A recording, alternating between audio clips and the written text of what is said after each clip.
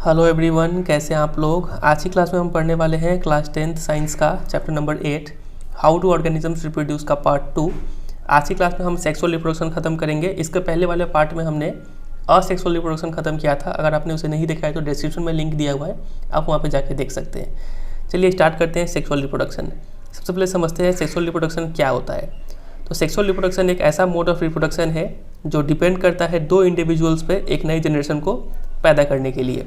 मतलब अगर दो इंडिविजुअल इन्वॉल्व हो एक नया बच्चा पैदा करने के लिए तो उस मोड ऑफ रिप्रोडक्शन को बोलते हैं सेक्सुअल रिप्रोडक्शन। समझ में आया? तो ये हो गया सेक्सुअल रिप्रोडक्शन का डेफिनेशन, इसको आप तैयार कर लीजिएगा। आगे बढ़ते हैं, अगला टॉपिक है why the sexual mode of reproduction. Sexual mode of reproduction का जरूरत क्या है, ठीक है। तो देखिए, पिछली क्लास में हमने समझा था जब एक सेल से दो सेल बनते हैं तो उसमें डीएनए का कॉपी बनाया जाता है। उसके बाद सेलुलर एपरेटस, याद है आपको सेलुलर एपरेटस, जो साइटोप्लाज्म हो गया, न्यूक्लियस, माइटोकॉन्ड्रिया, गोल्गी बॉडीज़ वगैरह वगैरह, ये सब चीज़ भी बनाए जाते हैं। और हमने ये भी देखा था कि जो डीएनए कॉपी का जो मैकेनिज्म है ये केमिकल रिएक्शन से होता है और ये एब्सोल्युटली एक्यूरेट नहीं था। इस वजह से वहाँ पे कुछ वेरिएशंस हो रहे थे और ये वेरिएशंस का इंपॉर्टेंस भी हमने देखा था। दो इंपॉर्टेंस देखा था वेरिएशन का। नंबर 1, ये इवोल्यूशन में हेल्प करता है और नंबर 2, ये हेल्प करता है in the survival of species. याद है आपको, हमने बैक्टीरिया का एग्जांपल लेके समझा था, ठीक है। तो हम चाहते हैं कि ये वेरिएशन ज़्यादा से ज़्यादा हो, ठीक है, more and more variations to be generated, हम ये चाहते हैं। अब देखिए, लेकिन जब असेक्सुअल रिप्रोडक्शन हो रहा होता है ना, उसमें जो डीएनए कॉपिंग मैकेनिज्म है ये वेरिएशन तो पैदा करता है लेकिन ये काफ़ी स्लो वेरिएशन पैदा करता है, ज़्यादा वेरिएशन नहीं कर पाता है। तो हम कैसे इस प्रोसेस को स्पीड अप कर सकते हैं, कैसे हम ज़्यादा से ज़्यादा वेरिएशन ला सकते हैं नए इंडिविजुअल में।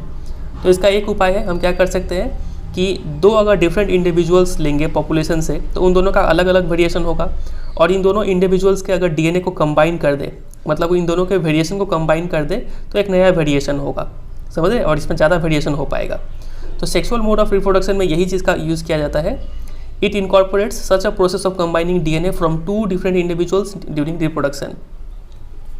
मतलब सेक्सुअल रिप्रोडक्शन में दो इंडिविजुअल्स का डीएनए को कंबाइन किया जाता है और उस वजह से एक नया डीएनए फॉर्म होता है और उस डीएनए में ज़्यादा वेरिएशन होता है। तो यह जो क्वेश्चन था यहाँ पे कि why the sexual mode of reproduction, इसका इंपॉर्टेंस अब हमें समझ में आया कि सेक्सुअल मोड ऑफ रिप्रोडक्शन में ज़्यादा वेरिएशन होता है compare to asexual mode of reproduction. समझे इतना? चलिए आगे बढ़ते हैं। अब देखिए, यहाँ पे एक बहुत बड़ा डिफ़िकल्टी आ जाता है। वो डिफ़िकल्टी ये है कि अगर हम लोग दो ऑर्गेनिजम्स का, दो इंडिविजुअल का डीएनए कंबाइन करके एक नया डीएनए बनाएंगे तो उस ऑर्गेनिज्म में, बच्चे में डबल डीएनए हो जाएगा। इसका जितना डीएनए था, इसका जितना डीएनए था, दो डीएनए मिलेगा तो इसमें डबल डीएनए हो जाएगा ना, तो twice the amount of DNA हो जाएगा। तो वो जो नया डीएनए है वो सेलुलर एपरेटस को यूज़ नहीं कर पाएगा और इस वजह से वो डीएनए मर जाएगा। तो इसका एक सॉल्यूशन जो बहुत सारे मल्टी सेलुलर ऑर्गेनिज्म यूज़ करते हैं वो ये है कि उनके शरीर में एक स्पेशलाइज्ड ऑर्गन्स होते हैं। अब स्पेशलाइज्ड ऑर्गन्स क्या होता है अभी हम थोड़ी देर में और डिटेल में देखेंगे। उस स्पेशलाइज्ड ऑर्गन्स में एक special lineage of cells, special type के सेल्स होते हैं जिनमें सिर्फ half the number of chromosomes और half the amount of DNA होते हैं compare to non reproductive body cells. अब ये क्या सब लिखा हुआ है, चलिए इसको समझते हैं। देखिए, समझते हैं डीएनए लोकेटेड कहाँ पे होता है। ये देखिए, ये एक सेल है। सेल के अंदर आपको पता है न्यूक्लियस, न्यूक्लियस के अंदर होते हैं क्रोमोसोम्स और क्रोमोसोम्स के अंदर होते हैं आपका डीएनए, ठीक है। मतलब आप देखिए, तो कुछ ऑर्गेनिजम्स जो मल्टी सेलुलर ऑर्गेनिज्म है, for example human beings he ले लीजिए। ह्यूमन बींग्स में 46 क्रोमोसोम्स होते हैं, ठीक है, इसको आप याद रखिएगा। तो देखिए, कुछ स्पेशल ऑर्गन्स होते हैं, वो स्पेशल ऑर्गन्स में एक स्पेशल टाइप के सेल्स होते हैं। इस सेल्स में सिर्फ आधे ही क्रोमोसोम्स होते हैं बाकी बॉडी सेल्स के तुलना में, और आधे क्रोमोसोम्स का वजह से उसमें डीएनए भी क्या होता है, हाफ अमाउंट होता है, ठीक है, as compare to the non reproductive body cells. और ये जो स्पेशल सेल्स होते हैं ना, इसको हम लोग जर्म सेल्स भी बोलते हैं। अब ये जर्म सेल का बहुत सारा नाम है, इसको आप यहाँ पे साइड में नोट कीजिएगा। इसको हम लोग जर्म सेल्स बोलते हैं या फिर सेक्स सेल्स भी बोल सकते हैं या फिर इसको गैमेट्स भी बोल सकते हैं या फिर इसको रिप्रोडक्टिव सेल्स भी बोल सकते हैं।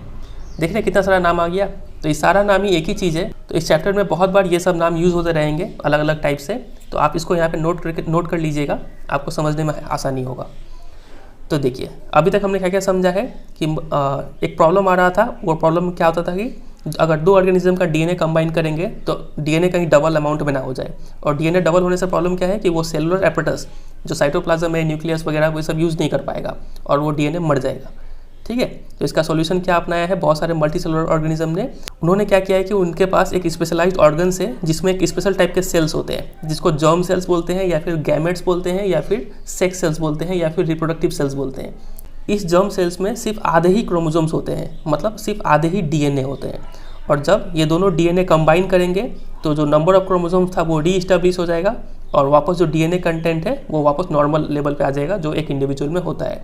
समझ रहे बात क्या कह रहा है? अब देखिए, जर्म सेल्स एक इंडिविजुअल से एक जर्म सेल आया, दूसरे इंडिविजुअल से और एक जर्म सेल आया, और दोनों में आधे आधे क्रोमोसोम्स थे, मतलब आधे आधे डीएनए थे, और दोनों मिलकर एक नया सेल बनाए। ये आधा और ये आधा मिलकर एक पूरा बन गया। अगर हम ह्यूमन बींग्स का एग्जांपल लें, ह्यूमन बींग्स का सेल में 46 क्रोमोसोम्स होते हैं, लेकिन चूंकि ये जर्म सेल्स में सिर्फ आधे ही क्रोमोसोम्स होंगे, इसका मतलब इस जर्म सेल में सिर्फ 23 क्रोमोसोम्स होंगे और इस जर्म सेल में सिर्फ 23 क्रोमोसोम्स होंगे, और ये 23 मिलकर यहाँ पे 46, मतलब जो नॉर्मल ह्यूमन बींग्स में जो जितने क्रोमोसोम्स होते हैं वो वापस रीस्टोर हो जाएगा। ठीक है। अब देखिए, तो दो जर्म सेल्स मिलके एक नया सेल बनाते हैं, तो इस नए सेल को हम लोग क्या बोलते हैं? जाइगोट बोलते हैं। ये एक नया टर्म आ गया, इसको याद कीजिए। जाइगोट क्या होता है? दो जर्म सेल्स का मिक्सचर को बोलते हैं जाइगोट। ठीक है। अब देखिए, अब ये जाइगोट क्या हो जाएगा? ग्रो करेगा और डेवलप कर जाएगा एक नए ऑर्गेनिज्म में। लेकिन इस जाइगोट को ग्रो और डेवलप करने के लिए कुछ एनर्जी चाहिए, स्टोर्स ऑफ एनर्जी चाहिए।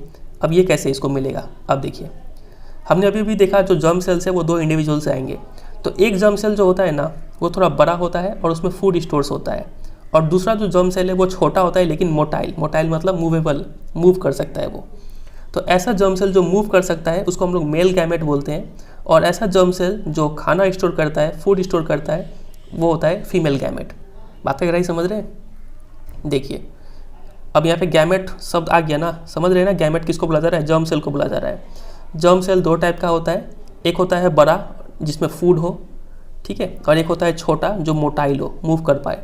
तो जो बड़ा और फूड है उसको हम लोग फीमेल गैमेट बोलते हैं, और जो छोटा और मूव कर सकता है उसको हम लोग मेल गैमेट बोलते हैं। इतना बात आप याद रखिएगा। ठीक है। चलिए, अब इसको हम लोग, तो ये हमने बेसिक समझ लिया, अब इसको अप्लाई करेंगे पहले फ्लावरिंग प्लांट्स में और उसके बाद ह्यूमन बींग्स में, समझेंगे कि ये सब कैसे काम होता है। फिलहाल के लिए आप यहाँ पे एक और टर्म समझिए जिसको बोलते हैं फर्टिलाइजेशन। तो देखिए, ये है एक मेल गैमेट और ये है फीमेल गैमेट। दोनों में आधे क्रोमोसोम्स दोनों मिक्स होंगे, और मिक्स होकर क्या बना देंगे? जाइगोट बना देंगे। इस जाइगोट में नॉर्मल नंबर ऑफ क्रोमोसोम्स होंगे। अब देखिए, इस दोनों का जो मिलने का प्रोसेस है इसको हम लोग बोलते हैं फर्टिलाइजेशन। तो what is fertilisation? The process of fusion of male and female gamete is called fertilisation. Fusion मतलब दोनों का मिलना। ठीक है, इतना बात आप समझे। तो अभी तक हमने जो भी पढ़ा है उसको एक बार जल्दी से रिकैप करते हैं। सबसे पहले हमने समझा कि सेक्सुअल रिप्रोडक्शन बोलते किसको है। इसमें दो इंडिविजुअल इन्वॉल्व होते हैं और एक नया जनरेशन, मतलब एक नया बच्चा पैदा होता है। इसका ज़रूरत क्या है? इसका ज़रूरत यही है कि इससे ज़्यादा वेरिएशन पैदा होता है क्योंकि इसमें दो इंडिविजुअल इन्वॉल्व होते हैं, दोनों का वेरिएशन कंबाइन होकर एक और नया वेरिएशन पैदा हो जाता है। ठीक है, ये हमने समझा। लेकिन यहाँ पे एक मेजर डिफिकल्टी, एक प्रॉब्लम आता है कि डीएनए कहीं डबल ना हो जाए। तो इस प्रॉब्लम को सॉल्व करने के लिए ऑर्गेनिजम्स के पास क्या होता है? स्पेशलाइज्ड ऑर्गन्स होते हैं। उस स्पेशलाइज्ड ऑर्गन्स में स्पेशल टाइप के सेल्स होते हैं जिनको हम लोग जर्म सेल्स या फिर गैमेट्स या फिर सेक्स सेल्स या फिर रिप्रोडक्टिव सेल्स बोलते हैं। इस जर्म सेल्स में हाफ क्रोमोसोम्स होते हैं, मतलब हाफ डीएनए अमाउंट होते हैं, और ये दोनों जब जर्म सेल्स कंबाइन करते हैं तो डीएनए का नंबर वापस रीस्टोर हो जाता है। और दो जर्म सेल जब कंबाइन होकर जो एक नया सेल बनेगा उसको हम लोग जाइगोट बोलते हैं, और इस दोनों का मिलने का प्रोसेस को बोलते हैं फर्टिलाइजेशन। ठीक है, इतना समझे। अब ये जाइगोट ग्रो कर जाएगा नए ऑर्गेनिज्म में। अब हमने देखा फिर जर्म सेल्स का टाइप, दो टाइप के होते हैं, एक होता है फीमेल जर्म सेल्स और एक होता है male germ cell. Female germ cells या फिर फीमेल गैमेट में फूड स्टोर होता है, और मेल जर्म सेल मूव कर सकता है और वो थोड़ा छोटा होता है। ठीक है, इतना बात समझे। अब हम लोग देखेंगे कि sexual reproduction in flowering plants ये कैसे काम होता है। यहाँ पे बात करते हैं फ्लावर के कितने पार्ट्स होते हैं। तो देखिए, फ्लावर के 4 पार्ट्स होते हैं, सेपल, पेटल, स्टेमन और पिस्टिल। ठीक है, अब यहाँ पे जो स्टेमन और पिस्टिल है इसको reproductive part of a flower बोलते हैं। क्यों? क्योंकि इसमें क्या होता है? जर्म सेल्स होता है।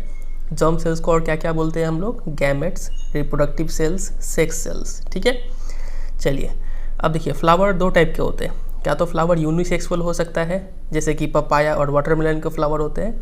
इसमें क्या तो स्टेमन होगा नहीं तो पिस्टिल होगा। समझ रहे हैं? ये दोनों रिप्रोडक्टिव पार्ट है। अगर किसी फ्लावर में क्या तो सिर्फ स्टेमन है नहीं तो सिर्फ पिस्टिल है, सिर्फ दोनों में से कोई एक होने से उस फ्लावर को यूनिसेक्सुअल फ्लावर बोलेंगे।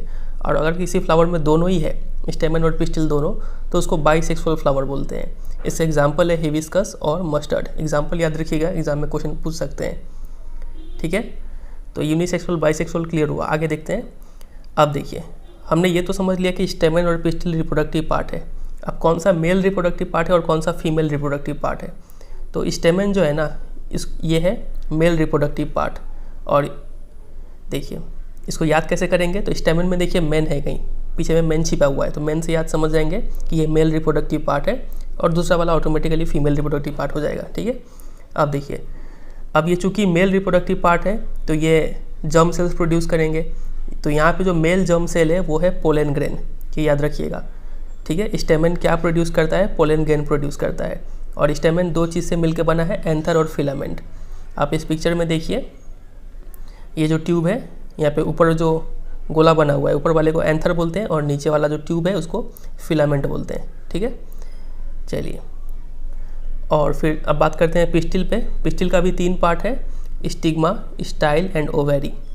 और पिस्टिल क्या है, फीमेल रिप्रोडक्टिव पार्ट है। ये 3 पार्ट से बना हुआ है। 3 पार्ट का नाम क्या क्या है, ओवेरी, स्टाइल, स्टिग्मा, हमने अभी देखा। The ovary contains ovules and each ovule has an egg. अब देखिए, ये यहाँ पे जो फीमेल रिप्रोडक्टिव पार्ट था जिसको पिस्टिल बोलते हैं, पिस्टिल का ड्राइंग यहाँ पे बना हुआ है। ठीक है, इसका मेन 3 पार्ट है, स्टिग्मा, और बीच में है ये चीज़ तो स्टाइल, और इधर है ओवेरी। इस ओवेरी के अंदर क्या क्या है, देखिए ओवेरी के अंदर है ओव्यूल, और ओव्यूल के अंदर है एग सेल्स।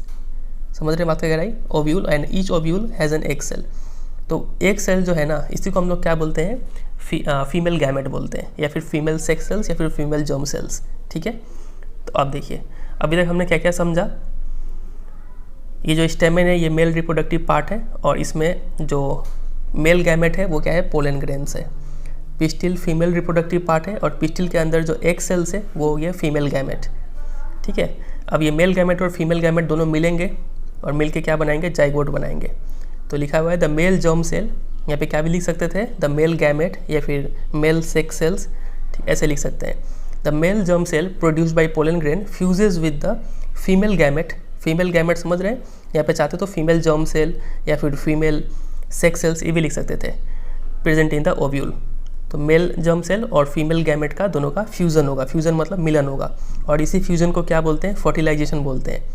अभी आपको थोड़ी देर पहले बोले थे, fusion of germ cells is known as fertilisation. और फर्टिलाइजेशन होने के बाद हमें क्या मिलेगा, जाइगोट मिलेगा। समझ रहे हैं, और यही जाइगोट आगे चल के क्या बन जाएगा, एक नया प्लांट बन जाएगा। अब यहाँ पे हमें एक टर्म समझना होगा जिसको बोलते हैं पॉलिनेशन। पॉलिनेशन क्या होता है, pollination is the transfer of pollen grain from anther to stigma. ठीक है, मतलब आप इस फ्लावर को देख रहे हैं, यहाँ पे है एंथर और यहाँ पे है स्टिग्मा। तो एंथर से पोलन ग्रेन्स निकलेगा और यहाँ पे जाएगा, तो यहाँ से यहाँ पहुँचने का प्रोसेस को बोलते हैं पॉलिनेशन। ठीक है, अब पॉलिनेशन 2 टाइप का होता है, एक होता है सेल्फ पॉलिनेशन और दूसरा होता है क्रॉस पॉलिनेशन। सेल्फ पॉलिनेशन क्या होता है, अगर पोलन ग्रेन का ट्रांसफ़र हो रहा है सेम फ्लावर में तो वो कहलाएगा सेल्फ पॉलिनेशन।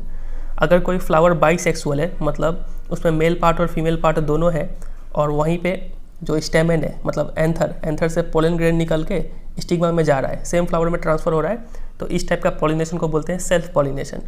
ठीक है, और यही कई, अब मान लीजिए अगर यूनिसेक्सुअल फ्लावर है तो वहाँ पे क्या होगा कि पोलन ग्रेन निकल के किसी और फ्लावर का स्टिग्मा में ट्रांसफ़र होगा। समझ रहे, तो वो कहलाएगा वहाँ पे क्रॉस पॉलिनेशन। तो वही यहाँ पे लिखा हुआ है, देखिए, if the transfer of pollen occurs in the same flower it is called self pollination, और if the pollen is transfer from one flower to another it is known as cross pollination. समझ में आ गया। अब देखते हैं आगे क्या लिखा हुआ है, this transfer of pollen from one flower to another is achieved by agents like wind, water और एनिमल्स। अब आप सोच रहे होंगे कि ये जो पोलन ग्रेन्स यहाँ से यहाँ ट्रांसफ़र हुआ, यहाँ से यहाँ पर, ये ट्रांसफ़र कैसे हुआ, अपने आप निकल के यहाँ पे चला गया क्या? ऐसा नहीं होता है। इसको करने के कई सारे एजेंट्स हैं, लाइक विंड हवा से उड़ के आ सकता है, उसमें ट्रांसफ़र हो सकता है, पानी के जरिए उसमें ट्रांसफ़र हो सकता है, या फिर कोई एनिमल्स, बटरफ्लाई वगैरह कोई अगर बैठ के अपने पैर में चिपका के पोलन ग्रेन्स को स्टिग्मा तक ट्रांसफ़र कर सकता है। ठीक है, तो इन सबको बोलते हैं एजेंट्स ऑफ पॉलिनेशन। ठीक है, अब देखिए उसके बाद क्या होता है, पोलन एक बार अगर लैंड कर गया स्टिग्मा पे, उसके बाद उसको कहाँ पहुँचना होगा, फीमेल जर्म सेल तक पहुँचना होगा, तभी तो फर्टिलाइजेशन होगा। और जर्म सेल कहाँ पे लोकेटेड है, ओवेरी के अंदर। समझ रहे, देखिए एंथर से निकल के पोलन ग्रेन स्टिग्मा तक तो आ गया, लेकिन स्टिग्मा में क्या फर्टिलाइजेशन हो जाएगा? नहीं, एक सेल तो यहाँ पे है, तो उस पोलन ग्रेन को यहाँ से होते हुए यहाँ पहुँचना पड़ेगा, तब काम बनेगा। तो उसके लिए डायग्राम यहाँ पे बनाया गया है, ये रहा। अब देखते हैं इसमें क्या क्या लिखा हुआ है। ये देखिए, for this a tube grows out of the pollen grain and travels through the style to reach the ovary. इसका प्रोसेस क्या है? सबसे पहले पोलन ग्रेन से एक ट्यूब निकलता है, आप ये देख पा रहे हैं लंबा सा ट्यूब जो निकला हुआ है, ठीक है। ये ट्यूब निकलते हुए पूरा स्टाइल से होकर गुजरते हुए कहाँ तक जाता है? जाके उसे ओव्यूल से कनेक्टेड हो जाता है, ठीक है। और एक बार ओव्यूल से कनेक्टेड हो गया, उसके बाद इसके अंदर जो असली पोलन ग्रेन है वो निकल के यहाँ से ट्रांसफ़र होकर एक सेल से जाके फ्यूज़ हो जाएंगे, और तब बोलेंगे कि फर्टिलाइजेशन हो गया। अब एक बार जब फर्टिलाइजेशन हो गया, उसके बाद देखते हैं क्या होता है। After fertilisation the zygote divide several times to form an embryo within the ovule. Fertilisation के बाद ये जो जाइगोट बना है, ये जाइगोट एक सेल का होता है। अब ये डिवाइड हो के कई सारे सेल्स का गुच्छा बन जाएगा, जिसको बोलते हैं एम्ब्रायो। एम्ब्रायो का मतलब फ्यूचर बेबी प्लांट, ठीक है। यही चल के आगे बेबी प्लांट बनेगा, और ये ओव्यूल के अंदर होता है, ठीक है। The ovule develops a tough coat and is gradually converted into a seed. आप इस पिक्चर में को ध्यान से देखिए, इस पूरे चीज़ को तो ओवेरी बोलते हैं, ठीक है, पूरे चीज़ को। इसके अंदर में ये जो आप चीज़ देख रहे हैं इसको बोलते हैं ओव्यूल, और इसके अंदर जो येलो येलो डॉट्स आपको दिख रहा है, ये सब क्या है? फीमेल जर्म सेल, मतलब एक सेल से ये, ठीक है। और एक बार यहाँ से आके पोलन ग्रेन आके इनसे मिल गया तो फर्टिलाइजेशन हो गया। अब फर्टिलाइजेशन होने के बाद ये जो ओव्यूल है ये क्या बन जाएगा? एक ऊपर का सीड का कवर बन जाएगा, एक थिक कोट बन जाएगा, ठीक है, जो अंदर का बेबी प्लांट को, मतलब एम्ब्रायो को प्रोटेक्ट करके रखेगा। समझ रहे हैं? और देखते आगे क्या लिखा हुआ है। ये लिखा है the ovule develops a tough coat and is gradually converted into a seed. ये एक बाद में सीड बन जाएगा। The ovary grows rapidly and ripens to form a fruit. और ये जो पूरा ओवेरी है, ये पूरा चीज़ है, ये बहुत तेज़ी से ग्रो करेगा और पक के क्या बन जाएगा? एक फल बन जाएगा। बेस्ट एग्जाम्पल है, आप गुआवा का ले सकते हैं एग्जाम्पल, ठीक है। चलिए, उसके बाद बाकी जो फ्लावर के पार्ट्स होते हैं, petals, sepals, style, स्टेमन and stigma, ये सब श्रीवल मुरझा जाते हैं और नीचे गिर जाते हैं। आप यहाँ पे देख पा रहे हैं, ये सब जो पार्ट है, सेपल, पेटल और जो हो गए स्टेमन और यहाँ पे स्टिग्मा, स्टाइल, ये सब मुरझा के गिर जाएंगे। अब आप सोच रहे होंगे कि यहाँ पे चलिए स्टेमन का काम और पिस्टिल का काम तो समझ में आता है, लेकिन ये सेपल और पेटल का क्या काम था? तो सेपल का काम समझना तो काफ़ी आसान है। ये तो इनिशियल स्टेजेस में जब फूल निकला ही होता है, तब ये सब जो ग्रीन ग्रीन कवर है ये फ्लावर को प्रोटेक्ट करके रखा होता है। तो सेपल का काम ये होता है। पेटल का काम क्या है? पेटल देखिए, पेटल एक ऐसा अट्रैक्शन प्रोवाइड करता है, ये फ्लावर को ऐसा सुंदरता प्रोवाइड करता है जिससे जो एनिमल्स है, इंसेक्ट्स वगैरह है, वो इससे तरफ अट्रैक्टेड होते हैं।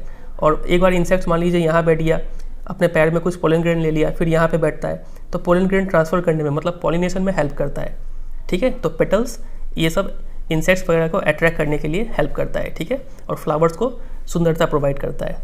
ये होगा पेटल्स का काम। चलिए आगे देखते हैं, और कुछ है यहाँ पे लिखा हुआ। The seed contains the future plant और embryo which develops into a seedling under appropriate conditions. This process is known as germination. इसी सीड के अंदर फ्यूचर प्लांट होता है, उस फ्यूचर प्लांट को क्या बोलते हैं? एम्ब्रायो बोलते हैं। और यही आगे चल के एक छोटा सा पौधा में कन्वर्ट हो जाएगा अगर उसको अप्रोप्रिएट कंडीशन मिला तो। और इस प्रोसेस को बोलते हैं जर्मिनेशन। जर्मिनेशन क्या होता है? Germination is the process of seeds developing into new plants, ठीक है। आप यहाँ पे देख पा रहे हैं एक जर्मिनेशन का डायग्राम बना हुआ है, ये देखिए। एक चना का, यहाँ पे चना भी तो एक सीड है, चना जैसा एक यहाँ पे ड्राइंग बना हुआ है। इसका दो पार्ट को कॉटिलेडन्स बोलते हैं, ये कॉटिलेडन है, ये भी एक कॉटिलेडन है। यहाँ पे फूड स्टोर होता है। और ये जो आपका है बेबी प्लांट है, ऊपर वाले पार्ट को बोलते हैं शूट और नीचे वाले पार्ट को बोलते हैं रूट, ठीक है। अब चूंकि ये आगे चल के बनेगा शूट रूट, तो इसलिए फ्यूचर रूट बोला गया है। स्पेशल नाम है इसका प्लीम्यूल एंड रेडिकल, ठीक है। फ्यूचर शूट और रूट को बोलते हैं। तो यही था पूरा कैसे प्लांट में रिप्रोडक्शन होता है, ठीक है। तो अब देखिए, जितना ऑनलाइन किया उतना तो तैयार करना है, और क्या क्या डायग्राम प्रैक्टिस करना है। ये डायग्राम प्रैक्टिस करना है 8.7। अगर आपके एग्जाम में पूछा जाएगा कि draw a longitudinal section of flower, ये वर्ड पे ध्यान दीजिएगा, तब आपको ये ड्राइंग बनाना है। अगर क्वेश्चन में लिखा रहता है कि germination of pollen on stigma, मतलब कि कैसे पोलन ग्रेन आते हैं और फीमेल जर्म सेल से मिलते हैं, तो ये आपको ये डायग्राम बनाना होगा, ठीक है। और अगर एग्जाम में सिर्फ जर्मिनेशन लिखा हुआ है, ठीक है, तो आपको ये डायग्राम बनाना होगा। तो ये तीनों डायग्राम आपको प्रैक्टिस करना है। ऐसे हम चैप्टर के एंड में, इस पूरे चैप्टर में जो जो डायग्राम प्रैक्टिस करना है उसका हम चैप्टर का एंड में लिस्ट बताएंगे। फिलहाल के लिए आप इतना तैयार कीजिए, ठीक है। चलिए अब मूव करते हैं रिप्रोडक्शन इन ह्यूमन बींग्स पे। Humans sexual mode of reproduction use करते हैं और देखिए जैसे जैसे हमारा शरीर ओल्ड होता है, जैसे जैसे हम उम्र में बढ़ते जाते हैं, वैसे वैसे हमारे शरीर में चेंजेस होता है। अब इस चेंजेस को हम लोग दो कैटेगरी में डिवाइड कर सकते हैं।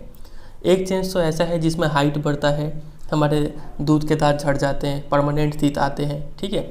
इन सब चेंजेस को हम लोग ग्रोथ वाले चेंजेस बोलते हैं।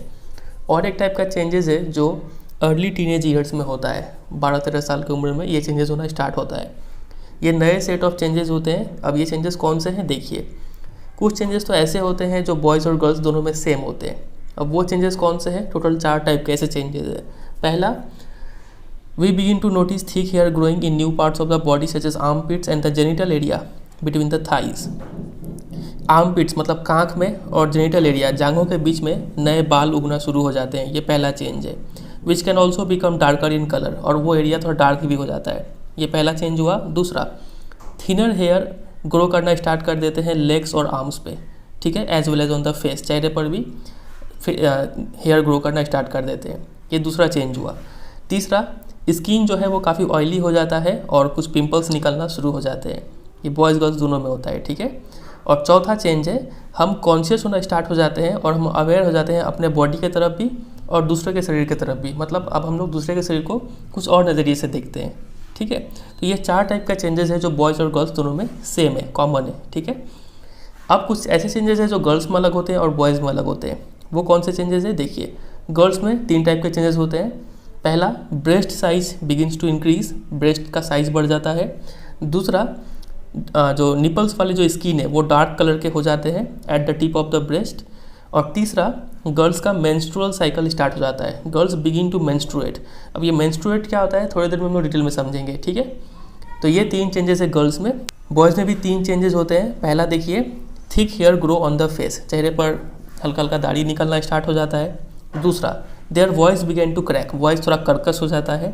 और तीसरा, पेनस जो है वो ओकेजनली बड़ा होता है और खड़ा हो जाता है, आइदर इन डे ड्रीम्स और एट नाइट, दिन में कुछ सोच के खड़ा हो जाए, ठीक है, किसी हॉट लड़की के बारे में सोचना है फिर कुछ और तरीके से सोचना, तो पेनिस खड़ा हो जाता है। और नाइट में, ठीक है, पेनिस क्या होता है थोड़ी देर में समझ लेंगे। और नाइट में भी कुछ सपना उपना देखने से या फिर कुछ सोचने से ये पेनिस जो है वो ओकेजनली कभी कभी खड़ा होता है, ऐसा नहीं कि हर रात को खड़ा हो जाएगा, ऐसा नहीं है, ठीक है।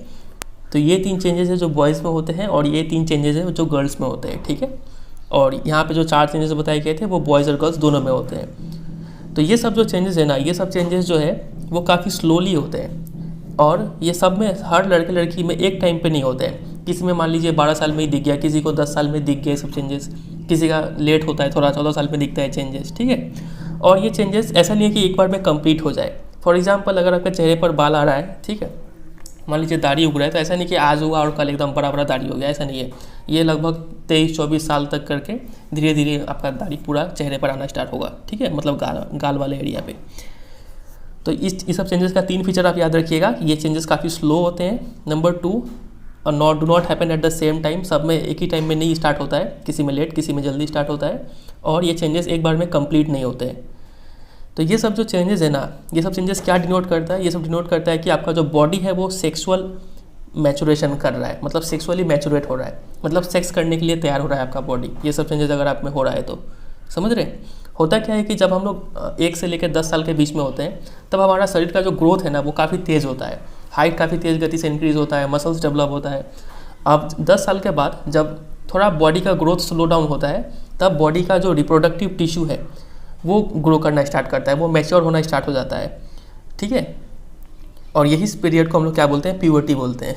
तो प्यूबर्टी का डेफिनेशन क्या हो जाएगा, तो puberty is the period during which immature reproductive system of boys and girls mature and become capable of reproducing. ये हो जाएगा प्यूबर्टी का डेफिनेशन। प्यूबर्टी स्टार्ट कब होता है, लगभग 10-11 साल में स्टार्ट होता है, ठीक है। गर्ल्स में लगभग 10 साल की उम्र में और बॉयज़ में लगभग 11 साल की उम्र में ये प्यूबर्टी का सिम्टम्स देखना स्टार्ट होता है। प्यूबर्टी के सिम्टम्स क्या क्या है, मतलब ये सब जो चेंजेस है ये आप नोटिस करना स्टार्ट करेंगे, ठीक है। तो देखिए एग्जाम में आपसे क्वेश्चन पूछते हैं कि जो प्यूबर्टी के टाइम में बॉयज़ और गर्ल्स में क्या कॉमन चेंजेस होते हैं, प्यूबर्टी के टाइम में गर्ल्स में स्पेशली कौन सा टाइप का चेंजेस होता है, बॉयज़ में किस टाइप का चेंजेस होता है। तो ये सब आपको ध्यान रखना है। प्यूबर्टी का डेफिनेशन भी आप तैयार रखिएगा, जो हम बोले वो वाला, ठीक है। चलिए आगे मूव करते हैं।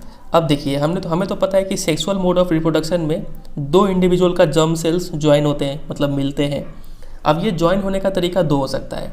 क्या तो external release of germ cell हो सकता है from the bodies of individual, जैसा कि फ्लावर में देखने को मिलता है। फ्लावर में हमने देखा था कि जो एंथर है, मतलब जो स्टेमन है, उसमें से पोलन ग्रेन निकल के कहाँ जा रहा था, स्टिग्मा मतलब पिस्टिल में जा रहा था। ठीक है, तो एक्सटर्नली ट्रांसफ़र हो रहा था वहाँ पे।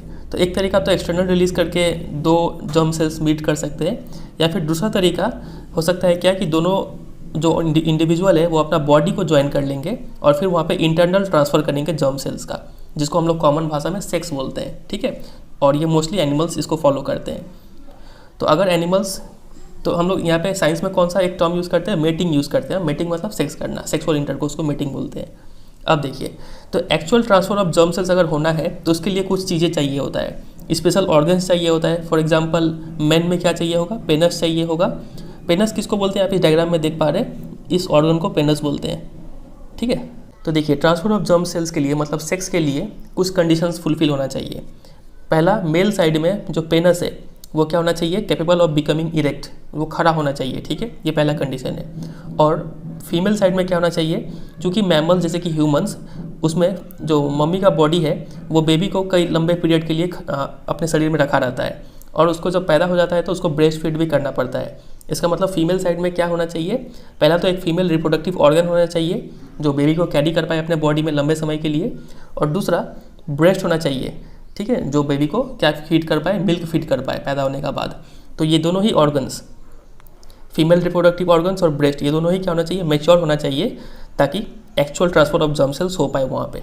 तो समझे, actual transfer of germ sales के लिए दो कंडीशन है। नंबर 1 पेनस होना चाहिए जो खड़ा होता हो, और नंबर 2 फीमेल रिप्रोडक्टिव ऑर्गन्स और ब्रेस्ट मैच्योर होना चाहिए।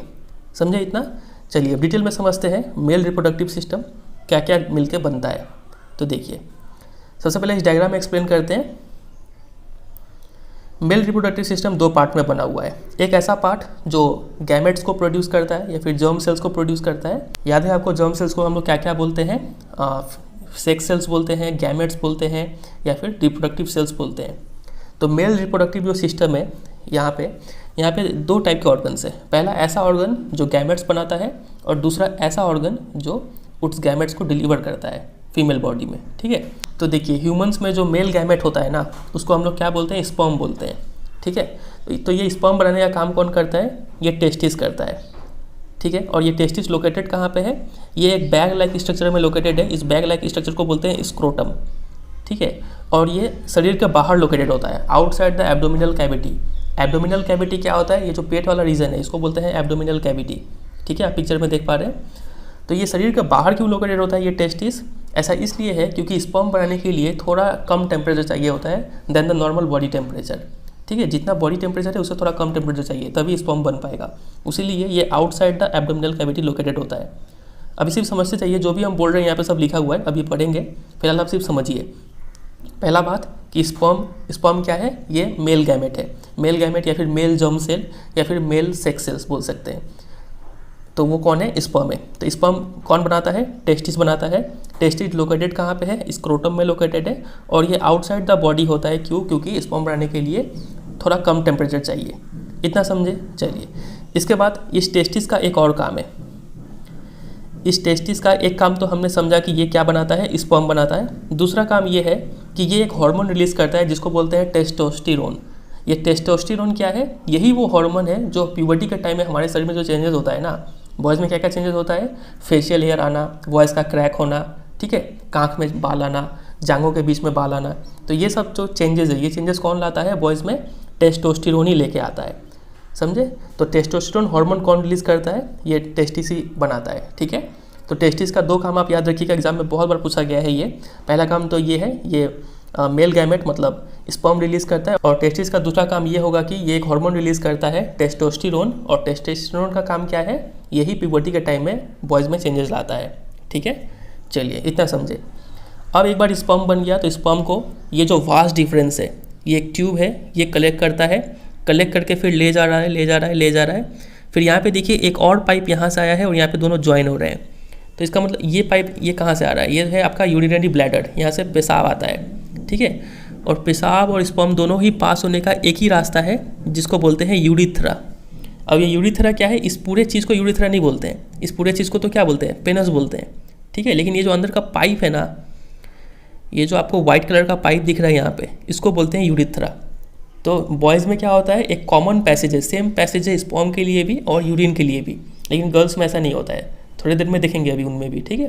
फिलहाल आप यहाँ पे समझिए।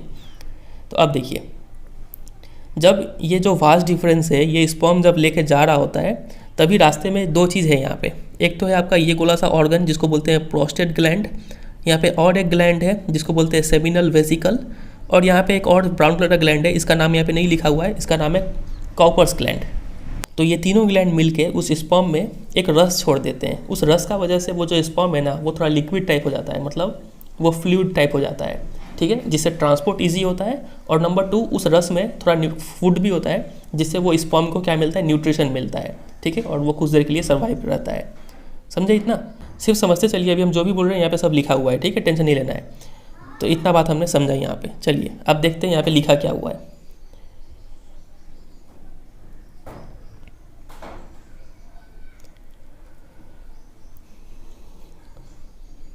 तो देखिए, सबसे पहले तो यहाँ पे लिखा हुआ है जो मेल रिप्रोडक्टिव सिस्टम है वो 2 पार्ट से बना हुआ है। एक तो वो जो जर्म सेल बनाता है, जर्म सेल मेल का क्या कहलाता है, स्पर्म कहलाता है, ठीक है। और दूसरा वो पोर्शन है जो उस जर्म सेल मतलब स्पर्म को डिलीवर करता है to the site of fertilisation, जहाँ पे फर्टिलाइजेशन होना है। देखिए, तो फॉर्मेशन ऑफ जर्म सेल्स या फिर स्पर्म्स, समझ गए, ये takes place in the testis. तो टेस्टिस ही ये जर्म सेल को बनाता है। उस जर्म सेल का नाम क्या है, स्पर्म्स, ह्यूमन के लिए, ठीक है। These are located outside the abdominal cavity. समझ रहे, एब्डोमिनल कैविटी पेट से बाहर लोकेटेड है, क्यों, और कहाँ पे लोकेटेड है, स्क्रोटम में लोकेटेड है, क्यों, क्योंकि sperm formation requires a lower temperature than the normal body temperature. थोड़ा कम टेम्परेचर चाहिए स्पर्म को बनने के लिए, इसलिए ये आउटसाइड द बॉडी लोकेटेड होते हैं। ये पहला बात। उसके बाद the role of testis in the secretion of hormone testosterone. ये टेस्टिस एक और काम करता है, टेस्टोस्टेरोन रिलीज करता है, ये बात है, ठीक है। तो टेस्टिस का 2 काम आप याद कर लीजिए। Number 1 formation of sperm, number 2 release of hormone या फिर secretion of hormone testosterone. Testosterone का काम क्या है, testosterone brings about changes in appearance seen in boys eight the time of puberty. Puberty के टाइम में जो चेंजेस होता है वो टेस्टोस्टेरोन ही लेके आता है। The sperms formed are delivered through the vas deferens which unites with the tube coming from the urinary bladder. तो स्पर्म जो बन गया वो वास्ट डिफरेंस जो है वो कलेक्ट करता है और ले जा रहा होता है, और रास्ते में एक ट्यूब आ रहा होता है यूरिनरी ब्लैडर से, जो यहाँ पे दोनों मिलते हैं, ठीक है। तो इसका मतलब क्या निकल रहा है, जो यूरिथ्रा है, ये यूरिथ्रा ये क्या है, कॉमन पैसेज है बोथ स्पर्म के लिए भी और यूरिन के लिए भी। समझे इतना बात? और अलोंग द पाथ, रास्ते में कुछ ग्लैंड्स है, जैसे कि प्रोस्टेट ग्लैंड, सेमिनल वेसिकल, ये दोनों ग्लैंड, और एक ग्लैंड है यहाँ पे काउपर्स ग्लैंड। ये सब ग्लैंड मिलके क्या करते हैं, add their secretions so that the sperm are now in a fluid. कुछ रस छोड़ते हैं जिससे वो स्पर्म फ्लूइड में कन्वर्ट हो जाता है और इससे ट्रांसपोर्ट ईजी होता है, ठीक है। और एक काम है इस सिक्रेशन का कि ये जो फ्लूइड है वो न्यूट्रिशन भी प्रोवाइड करता है। तो एग्जाम में आपसे क्वेश्चन पूछेंगे कि प्रोस्टेट और सेमिनल वेसल, प्रोस्टेट ग्लैंड और सेमिनल वेसिकल्स का क्या काम है, तो आपको लिखना होगा कि ये लोग स्पर्म्स को फ्लूइड बना देते हैं, और ये लोग जो फ्लूइड है उसमें न्यूट्रिशन होता है। 2 फंक्शन है इसका, ठीक है। तो ये हो गया पूरा मेल रिप्रोडक्टिव सिस्टम। उम्मीद करता है आपको यहाँ पे समझ में आ गया होगा। तो जैसे अंडरलाइन किए हैं वैसे आप भी बुक में अंडरलाइन कर लीजिए।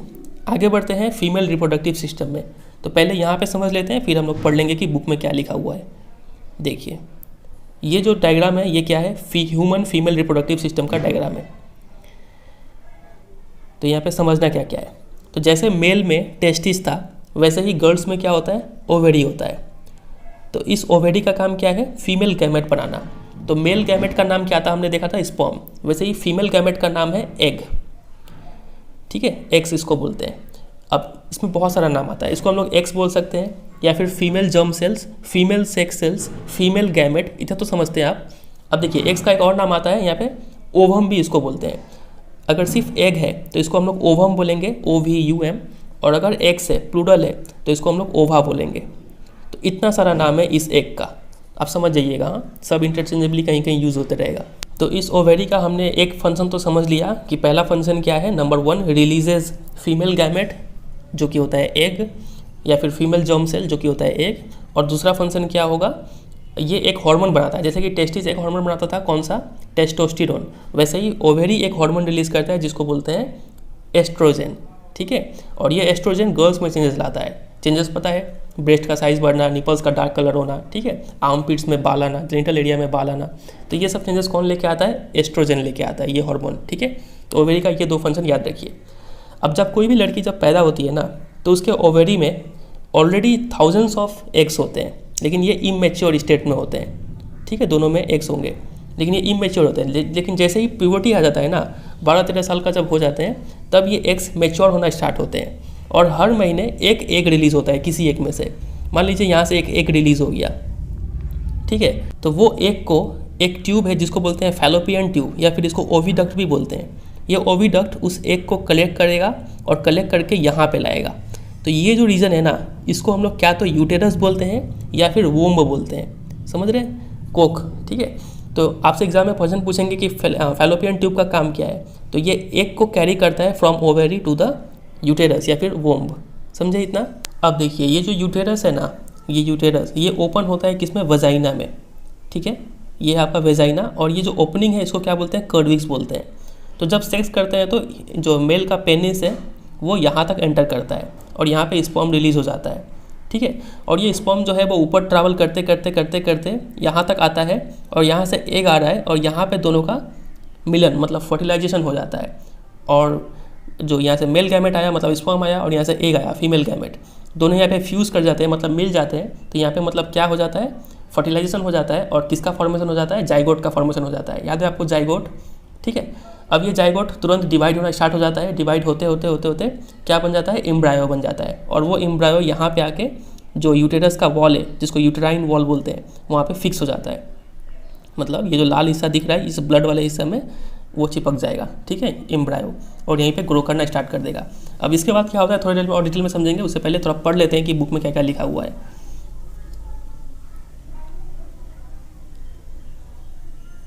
देखिए द फीमेल जर्म सेल्स जिसको एग बोलते हैं वो कहाँ पे बनते हैं, ओवेरीज में बनते हैं। तो ओवेरीज का एक काम हो गया कि ये फीमेल जर्म सेल या फिर एग को बनाता है। दूसरा काम, they are also responsible for the production of some hormones, कुछ हॉर्मोन्स भी ये रिलीज़ करते हैं। कौन से हॉर्मोन बोलिए, एस्ट्रोजन, नाम याद रखिएगा, ठीक है। आगे मूव करते हैं, और एस्ट्रोजन का काम क्या होगा, यही प्यूबर्टी के टाइम में चेंजेस लाता है गर्ल्स में। अब आगे देखते हैं, देखिए When a girl is born, the ovaries already contain thousands of immature eggs. Thousands of eggs होते हैं लेकिन वो immature होते हैं जब लड़की पैदा होती है तो। लेकिन जैसे ही प्यूबर्टी आ जाता है, some of these start maturing. ये eggs mature होना स्टार्ट हो जाते हैं, और हर महीना one egg is produced by one of the ovaries. कोई एक ओवेरी एक एग रिलीज़ कर देगा। ये एग को कैरी कौन करता है, देखिए the egg is carried from ovary to the womb. Womb को क्या बोलते हैं, यूटेरस भी बोलते हैं, थ्रू अ थीन ओविडक्ट और फैलोपियन ट्यूब। तो ओविडक्ट या फिर फैलोपियन ट्यूब का काम क्या हो गया, ये एग को कैरी करता है from ovary to the womb, ठीक है। अब दो ओविडक्ट या फिर दो फैलोपियन ट्यूब एक साथ मिल के एक इलास्टिक बैग लाइक स्ट्रक्चर का निर्माण करते हैं, जिसको हम लोग क्या बोलते हैं, यूटेरस। ये देख रहे हैं आप, ये एक फैलोपियन ट्यूब, ये एक फैलोपियन ट्यूब, दोनों मिलकर एक बैग लाइक स्ट्रक्चर बना रहे हैं जिसको हम लोग क्या बोलते हैं, यूटेरस, ठीक है। इसी को कोक बोलते हैं हम लोग। चलिए आगे बढ़ते हैं। अब यहाँ पे क्या लिखा हुआ है, ये देखिए the uterus opens into the vagina through the cervix. Uterus vagina में ओपन होता है और ओपनिंग को क्या बोलते हैं, कर्विक्स बोलते हैं। अब आगे देखिए, अब यहाँ पे आगे बढ़ने से पहले थोड़ा और डिटेल में समझ लेते हैं कि एग्जैक्ट पोजीशन क्या होता है। बहुत सारे बच्चे को ये कन्फ्यूजन हो रहा होगा कि ये कहाँ पे असली में लोकेटेड होता है। तो आप देखिए इस डायग्राम में, तो इस डायग्राम से आपको थोड़ा और क्लियरली समझ में आएगा। देखिए यहाँ पे वेजाइना लिखा हुआ है, ये वेजाइना ओपनिंग है। तो यहाँ पे किसी मेल का पेनस ऐसे अंदर जाएगा और यहाँ पे जब सेक्स होगा, ठीक है। यहाँ पे देखिए कर्विक्स है आपका, और फिर यहाँ पे आपका है यूटेरस, और ये है आपका फैलोपियन ट्यूब, और यहाँ पे कहीं पे ओवेरी है, ठीक है। ये दोनों ओवेरी होगा यहाँ पे। अब देखिए यहाँ पे आप देखिए क्या लोकेटेड है, यूरिनरी ब्लैडर है, मतलब इसी में पेशाब स्टोर होता होगा, और पेशाब को बाहर थ्रो करने के लिए जो पाइप है उसको यूरिथ्रा बोलते हैं। तो यहाँ पे देखिए गर्ल्स में अलग अलग दो पैसेज है, सेक्स करने के लिए अलग पैसेज है और पेशाब के लिए अलग पैसेज है, और एक पैसेज यहाँ पर भी है। ये किस लिए समझ रहे हैं, टॉयलेट करने के लिए है, ये वाला एनस जिसको बोलते हैं, ठीक है। तो ये तीन पैसेज है, यहाँ पे आप डायग्राम में भी समझ पा रहे हैं। ये देखिए ये एक पैसेज हो गया यूरिथ्रा जो यूरिन के लिए, ये एक पैसेज हो गया मेटिंग के लिए, और ये एक पैसेज हो गया फॉर एक्सक्रीशन के लिए, ठीक है। तो अब देखिए आगे क्या लिखा हुआ है, the sperms enter through the vaginal passage during sexual intercourse. तो जब सेक्सुअल इंटरकोर्स होगा तो स्पर्म वेजाइना के थ्रू एंटर करेगा। दे ट्रैवल अपवर्ड्स, स्पर्म ऊपर की तरफ जाते हैं, and reach the oviduct, oviduct में पहुंच जाते हैं। ओविडक्ट मतलब ये फैलोपियन ट्यूब, यहाँ तक पहुंच जाते हैं, ठीक है। उसके बाद देखिए क्या होता है, वेयर दे में एनकाउंटर द एग। तो स्पर्म जब ओविडक्ट में पहुँचेंगे तो वहाँ पे उनका एनकाउंटर मतलब मुलाकात होगा एग से, फिर मुलाकात हो गया मतलब वहाँ पे क्या हो जाएगा, फर्टिलाइजेशन हो जाएगा और वो एक क्या कहलाने लगेगा, फर्टिलाइज्ड एग या फिर जाइगोट कहलाने लगेगा। तो एग्जाम में आपसे क्वेश्चन बनता है यहाँ पे कि जो फर्टिलाइजेशन है वो कहाँ पे होता है एग्जैक्टली। तो ये आपको याद रखना है कि जो फैलोपियन ट्यूब है यहाँ पे आपका फर्टिलाइजेशन होता है, फैलोपियन ट्यूब या फिर ओविडक्ट, ठीक है, ये साइट ऑफ फर्टिलाइजेशन है। अब आगे बढ़ते हैं। द फर्टिलाइज्ड एग या फिर जाइगोट स्टार्ट्स डिवाइडिंग, वो तुरंत डिवाइड होना स्टार्ट हो जाता है, कई सारे सेल्स का गुच्छा बन जाता है, बॉल ऑफ सेल्स बन जाता है जिसको हम लोग एम्ब्रायो बोलते हैं। और यही एम्ब्रायो जाके इम्प्लांट हो जाता है in the lining of the uterus where they continue to grow and develop organs to become foetus. और वो जो एम्ब्रायो है वो जाके यूटेरस के वॉल में चिपक जाता है और वहाँ पे और ग्रो करना स्टार्ट करता है और डेवलप ऑर्गन्स हाथ पैर निकल जाते हैं, तब वो क्या कहलाने लगता है, फोइटस कहलाने लगता है। तो स्टेप समझिएगा, ठीक है, पहले जाइगोट हुआ, फिर एम्ब्रायो हुआ, उसके बाद फोइटस बनता है, ठीक है। फोइटस में अच्छा खासा बेबी जैसा दिखने लग जाता है। उसके बाद देखिए और जो यूटेरस है वो prepare itself every month to receive and nurture the growing embryo. ये जो आप यूटेरस देख रहे हैं यहाँ पे, ये यूटेरस ये हर महीना तैयार रहता है एक बेबी को रिसीव करने के लिए, ठीक है, कि यहाँ पे फर्टिलाइज्ड एग आएगा ऊपर से, तो इसको न्यूट्रिशन तो प्रोवाइड करना होगा ना, बहुत अच्छा न्यूट्रिशन चाहिए होता है इसको। तो ये जो यहाँ पे बहुत ज़्यादा ब्लड सप्लाई रहता है। देखते हैं और आगे क्या क्या मिलता है यहाँ पे, देखिए। The uterus prepare itself every month to receive and nurture the growing embryo, हर महीने वो प्रिपेयर होता है। द लाइनिंग थिकन्स, वो जो यूटेरस का जो वॉल है वो मोटा हो जाता है and is richly supplied with blood to nourish the growing embryo, और काफ़ी ज़्यादा वहाँ पे ब्लड सप्लाई होता है ताकि उस जो एम्ब्रायो है उसको क्या मिल पाए, नरिशमेंट मिल पाए, न्यूट्रिशन मिल पाए। अब ये न्यूट्रिशन मिलता कैसे है, देखिए। The embryo gets nutrition from the mother's blood with the help of a special tissue called placenta. तो न्यूट्रिशन देने के लिए एक स्पेशल टिश्यू होता है जिसको बोलते हैं प्लेसेंटा। अब ये बहुत बहुत बहुत इंपॉर्टेंट है, बहुत क्वेश्चन पूछा जाता है प्लेसेंटा से। प्लेसेंटा का सबसे पहला काम तो ये समझिए कि ये क्या है, एक स्पेशल टिश्यू है और ये हेल्प करता है एम्ब्रायो को न्यूट्रिशन प्रोवाइड करने में, ठीक है। ये एक डिस्क है जो कि इम्बेडेड होता है in the uterine wall, uterine wall में डिस्क जैसा ये चिपका होता है। आप इस पिक्चर में देख पा रहे हैं जो रेड कलर का डिस्क आपको दिख रहा है, ये और कुछ नहीं प्लेसेंटा है, ठीक है। It contains villi on the embryo side of the tissue and on the mother side are blood spaces which surround the villi. तो देखिए ये जो प्लेसेंटा है इसका एक साइड में तो विली होता है, मतलब जो बच्चा का साइड है वहाँ पे विली मतलब फिंगर लाइक प्रोजेक्शंस ऐसे ऐसे निकले होंगे, जो स्मॉल इंटेस्टाइन में भी ऐसा देखने को मिलता है, ठीक है। तो वही विली यहाँ पे भी प्रेजेंट होता है। और जो मदर के साइड है वहाँ पे ब्लड स्पेसेस होते हैं, ठीक है। अब देखिए दिस प्रोवाइड्स, अब यहाँ से मेन चीज़ शुरू होता है, ये प्लेसेंटा का काम क्या है। This provide a large surface area for glucose and oxygen to pass from mother to the embryo. The developing embryo will also generate waste substance which can be remove by transferring them into the mother's blood to the placenta. तो ये है mother और ये है embryo या फिर foetus. तो mother से एम्ब्रायो को क्या क्या चीज़ मिलता है, ऑक्सीजन मिलता है और ग्लूकोज मिलता है, यहाँ पे लिखा हुआ है ग्लूकोज और ऑक्सीजन, ठीक है, ये दो चीज़ मिलता है। और बदले में एम्ब्रायो मदर को क्या देता है, देखिए मदर इसको क्या दी, ऑक्सीजन दी, तो एम्ब्रायो इसको कार्बन डाइऑक्साइड देगा, ठीक है। और इसको क्या दी, ग्लूकोज दी, तो ग्लूकोज के बदले ये यूरिया देगा, ठीक है, और बाकी वेस्ट प्रोडक्ट देगा। और ये सब वेस्ट प्रोडक्ट मम्मी के खून में आ जाता है और वहाँ से वो खून से फिर साफ़ होके फिर मम्मी ही न्यूट्रिशन प्रोवाइड करती है और मम्मी ही इसका सारा वेस्ट प्रोडक्ट खत्म करती है, ठीक है। सब ब्लड से काम हो रहा होता है, तो ऐसे कुछ काम चलता है यहाँ पे। तो ये सारा चीज़ किसके थ्रू हो रहा है, प्लेसेंटा के जरिए, ठीक है। तो प्लेसेंटा ही वो सर्फेस एरिया प्रोवाइड करता है जिसके जरिए ग्लूकोज और ऑक्सीजन और कार्बन डाइऑक्साइड और यूरिया का एक्सचेंज होता है, ठीक है। तो ये प्लेसेंटा है क्या, इसका फंक्शन क्या है, इतना बात आपको ध्यान रखना है यहाँ पे। तो ये केस हुआ जब यहाँ पे सेक्स हुआ और एग का फर्टिलाइजेशन हुआ, ठीक है। एग यहाँ से निकला था, यहाँ से स्पर्म आया और यहाँ पे फर्टिलाइज हो गया और यहाँ पे बच्चा पैदा हुआ फिर, ठीक है। अब क्या हो कि अगर सेक्स ही ना हो तब ये अंडा का क्या हाल होगा, देखते हैं। तो अगला टॉपिक यही है कि what happens when the egg is not fertilised, अगर एग को फर्टिलाइज ना किया जाए तब क्या होगा। If the egg is not fertilised it lives for about 1 day, एक दिन के लिए वो अंडा जिंदा रहेगा। और since the ovary releases 1 egg every month, the uterus also prepares itself every month to receive the fertilised egg, thus its lining become thick and spongy. अब देखिए ये एग जो यहाँ से निकला, ये फर्टिलाइज हो ना हो, ये जो यूटेरस है ये तो अपना जो ब्लड है वो ब्लड लेके ये मोटा तो होगा ही, हर महीना होता है ये, इसको क्या पता कि सेक्स हो रहा है कि नहीं हो रहा है। ये अपना काम पूरा करता है, ये वॉल को मोटा कर देता है, जो वॉल है थिक एंड स्पॉन्जी हो जाते हैं, ठीक है, ब्लड से। अब देखिए क्या होता है, thus its lining become thick and spongy अगर बच्चा पैदा होता तो ये थिक एंड स्पंजी का काम क्या होता, उसको न्यूट्रिशन प्रोवाइड करता, नरिशिंग करता। लेकिन चूंकि this lining is not needed any longer, अब इस लाइनिंग का कोई काम नहीं है क्योंकि बच्चा ही पैदा नहीं होना है। So the lining slowly breaks, वो जो ब्लड का लेयर है वो हल्का सा टूट जाता है और वेजाइना से निकलना शुरू हो जाता है एज ब्लड एंड म्यूकस, ठीक है, ब्लड के रूप में वेजाइना से निकलना शुरू हो जाएगा। और दिस साइकिल टेक्स प्लेस रफली एवरी मंथ, तो हर लड़की में ये हर महीना देखने को मिलता है, ब्लड निकलना स्टार्ट हो जाता है वेजाइना से, ठीक है। और इसको ही बोलते हैं मेंस्ट्रुएशन। तो ये मेंस्ट्रुएशन हर लड़की का जब प्यूबर्टी आता है तब से स्टार्ट हो जाता है। It usually last for about 2 to 8 days, 2 से लेकर 8 दिन तक ये चलता है, हर लड़की का अलग अलग वैरी करता है, ठीक है। तो ये होगा केस जब एक फर्टिलाइज नहीं होगा। अब अगर प्रेगनेंसी होता है तो तब क्या होता है, मेंस्ट्रुएशन एमसी जो है या फिर पीरियड्स जिसको बोलते हैं वो बंद हो जाता है। फिर जैसे ही प्रेगनेंसी खत्म होगा फिर वापस नॉर्मल जो मेंस्ट्रुअल साइकिल है वो चलना स्टार्ट हो जाएगा, हर महीने ब्लड रिलीज होता है। तो देखिए अब यहाँ पे कुछ एक्स्ट्रा इन्फॉर्मेशन है, 2 टर्म आपको पता होना चाहिए, एक होता है मेनाकी और एक होता है मेनोपॉज। मेनाकी क्या होता है, जब मेंस्ट्रुअल साइकिल, जब पीरियड स्टार्ट होता है लगभग 13 साल की उम्र में, प्यूबर्टी के टाइम में, तो उसको बोलते हैं मेनाकी। और जब पीरियड्स आना बंद हो जाता है लगभग 45 साल की उम्र में, ठीक है, तब उसको बोलते हैं मेनोपॉज। ये हर लड़की में ऐसा चलता है, ठीक है। तो ये 2 बात आपको पता होना चाहिए।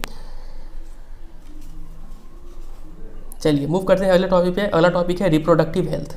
तो यहाँ पे एक लाइन लिखा हुआ है कि some degree of sexual maturation does not necessarily mean that the body और the mind is ready for sexual acts और for having and bringing up children. कई लोगों में ये मिसकंसेप्शन होता है कि हल्का फुल्का सेक्सुअल मैच्योरिटी, हल्का सा ब्रेस्ट का साइज इंक्रीज नहीं हुआ, ठीक है, हल्का सा दाढ़ी मूछ नहीं आया कि सब सोचने लगते हैं कि अब हम सेक्स करने के लिए तैयार हो गए, लेकिन ऐसा नहीं है, ठीक है। जब तक पूरी सेक्सुअली मैच्योरेट नहीं हो जाते हैं, बोथ फिजिकली और मेंटली दोनों तरीके से, ठीक है, तब तक सेक्स करने के लिए या फिर बच्चा पैदा करने के लिए तैयार नहीं है बॉडी। बहुत सारे प्रेशर उसको झेलना पड़ता है प्रेगनेंसी के दौरान। आगे देखिए और क्या क्या लिखा हुआ है। और यहाँ पे कुछ जनरल बात है कि इंसान को बहुत सारे प्रेशर का सामना करना पड़ता है। कई बार हमारे फ्रेंड्स हमें फोर्स करते हैं किसी एक्टिविटी में पार्टिसिपेट होने के लिए, हमारा मन हो या फिर ना हो। कई बार प्रेशर होता है हमारे फैमिली की तरफ से कि शादी कर लो और बच्चा पैदा करो, या फिर गवर्नमेंट की तरफ से प्रेशर होता है कि बच्चा कम से कम लो, ठीक है। तो कई सारे प्रेशर का सामना करना पड़ता है किसी भी इंसान को। तो चॉइसेस बनाना बहुत ज़रूरी है और ये चॉइसेस बनाना काफ़ी मुश्किल भी होता है। तो ये सब कुछ जनरल बातें, ऐसे क्वेश्चन तो नहीं बनते। आगे देखते हैं क्या लिखा हुआ है। ये देखिए यहाँ पे कुछ डिजीज़ के बारे में लिखा गया है। तो जब सेक्सुअल इंटरकोर्स होता है, मेटिंग होता है या फिर सेक्सुअल एक्ट होता है, तो ये काफ़ी इंटीमेट कनेक्शन ऑफ बॉडीज़ होता है। यहाँ पे 2 शरीर काफ़ी क्लोजली कनेक्ट होते हैं यहाँ पे। तो इस वजह से कई सारे बीमारी फैलने का भी चांस रहता है। तो 2 टाइप का यहाँ पे बीमारी है। पहला तो है बैक्टीरियल इन्फेक्शन और दूसरा है वायरल इन्फेक्शन। तो 2 डिजीज़ है जो बैक्टीरियल इन्फेक्शन के कारण होता है, एक है गोनोरिया और दूसरा है सिफालस, ठीक है। तो ये 2 डिजीज़ का नाम आप याद रखिएगा जो बैक्टीरिया के कारण होते हैं, गोनोरिया और सिफालस।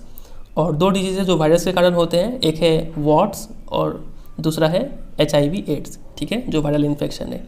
तो ये सब डिजीज़ का नाम याद रखिएगा। आगे मूव करते हैं।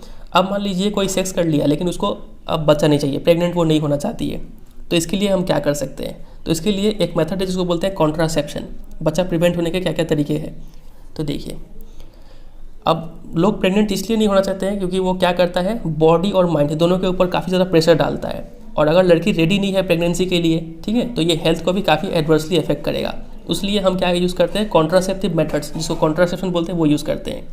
तो कितने तरीके से हम प्रिवेंट कर सकते हैं कि बच्चा ना हो। तो टोटल ऐसे यहाँ पर 4 तरीका बताया गया है। पहला तरीका है जिसको बोलते हैं बैरियर मेथड। इसमें क्या करते हैं कि पेनस के ऊपर क्या पहन लेते हैं, कॉन्डम पहन लेते हैं, या फिर वैसा ही कुछ कवरिंग वेजाइना के ऊपर पहन लेते हैं। तो इससे क्या होता है, स्पर्म और एग का कॉन्टैक्ट नहीं होता है और प्रेगनेंसी होने से बच जाते हैं। ये तो हुआ एक तरीका जिसको बोलते हैं बैरियर मेथड। दूसरा तरीका है केमिकल मेथड। इसमें क्या करते हैं कि कुछ ना कुछ हार्मोन बैलेंस को चेंज कर देते हैं बॉडी में, जिस वजह से वो जो एग है वो रिलीज़ नहीं हो पाता है और फर्टिलाइजेशन नहीं हो पाएगा फिर यहाँ पे। इसके लिए कुछ गोली खाना पड़ता है, ओरल पिल्स लेना पड़ता है। लेकिन ये चूँकि हार्मोनल बैलेंस को चेंज करते हैं तो इसके कुछ साइड इफेक्ट्स भी हो सकते हैं। लेकिन जो भी हो, इसकी एक कॉन्ट्रासेप्शन का मेथड है, इसको बोलते हैं केमिकल मेथड, ठीक है। फिर और एक तरीका है जिसको बोलते हैं इंट्रा यूटेराइन कॉन्ट्रासेप्टिव डिवाइसेस। जैसे कि एक लूप या फिर कॉपर टी है, इसको जो लड़कियां हैं वो यूटेरस में लगा लेती है, इससे भी प्रेगनेंसी प्रिवेंट हो जाता है, ठीक है। आप इस पिक्चर में देख पा रहे हैं, इसको ऐसे प्लेस किया गया है कि फैलोपियन ट्यूब को वो ब्लॉक कर दिया है वहाँ पे, ठीक है। और जो एग है वो यूटेरस में नहीं आ पाएगा, मतलब स्पर्म भी आगे नहीं जा पाएगा और एग भी आगे नहीं आ पाएगा। तो इससे कॉपर टी से भी प्रिवेंट हो जाता है। लेकिन इसका भी साइड इफेक्ट है, they can cause side effects due to irritation of the uterine walls. Uterus जो है उसमें कुछ खरोच वगैरह आ सकता है, कुछ वहाँ पे इन्फेक्शन हो सकता है, तो ये उसका साइड इफेक्ट है। तो ये तीसरा मेथड है। चौथा मेथड है आपका सर्जिकल मेथड। ये काफ़ी कॉमन है। इसमें क्या होता है कि जो मेल में वास्ट डिफरेंस है ना, याद है आपको वास्ट डिफरेंस, इसको क्या कर दिया जाता है, ब्लॉक कर दिया जाता है। इस वजह से स्पर्म का ट्रांसफ़र नहीं हो पाएगा। तो ये तो हुआ मेल में। फिर फीमेल में क्या कर सकते हैं कि फैलोपियन ट्यूब को भी ब्लॉक कर सकते हैं कुछ कट लगा के, ठीक है। तो इससे क्या होगा कि वो जो एग है वो यूटेरस में नहीं पहुंच पाएगा और फर्टिलाइजेशन प्रिवेंट हो जाएगा। सर्जिकल मेथड्स लॉन्ग टर्म में काफ़ी सेफ है, ठीक है, लेकिन सर्जरी के कारण से कुछ प्रॉब्लम हो सकता है, जैसे कि इन्फेक्शन या फिर और कुछ प्रॉब्लम हो सकता है अगर उस सर्जरी को प्रॉपर्ली परफॉर्म ना किया गया हो तो, समझे। तो यही था ये पूरा चैप्टर। नीचे में कुछ सोशल इश्यूज़ को हाईलाइट किया गया है। आजकल क्या आ गए हैं, बहुत सारे इलीगल सेक्स रिलेटिव अबॉर्शन होते हैं। अगर पता चल जाए कि कोख में कोई लड़की है तो उसका फीमेल फोर्टिसाइड कर दिया जाता है उसी में, ठीक है, गर्भ में ही शिशु की हत्या। तो ये हो रहा है आजकल। इस वजह से जो चाइल्ड सेक्स रेशियो है वो काफ़ी डिक्लाइन होते जा रहा है, मतलब लड़कियों का जो नंबर है वो कम होते जा रहा है। तो ये ठीक नहीं है सोसाइटी के लिए। इसके अलावा जो बर्थ रेट है और डेथ रेट से, इन दोनों से क्या होता है, पॉपुलेशन का साइज डिटरमाइन होता है, कितना पॉपुलेशन होने वाला है। इस वजह से जो रिसोर्सेस है कंट्री में वो सबको नहीं मिल पाता है और जो स्टैंडर्ड ऑफ लिविंग है वो थोड़ा डिग्रेड करता है।